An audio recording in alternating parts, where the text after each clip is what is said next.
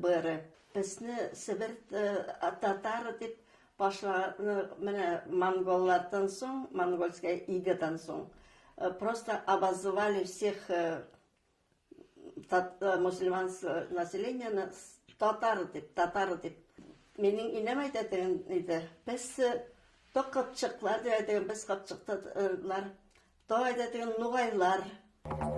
Использование этнонима нагайцев, по всей видимости, отражает длительные связи сибирских татар с Ногайской Ордой.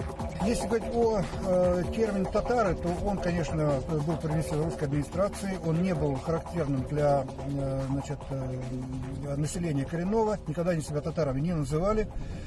Вот, история термина «татар», она очень такая долгая, ее просто пересказывать не будем.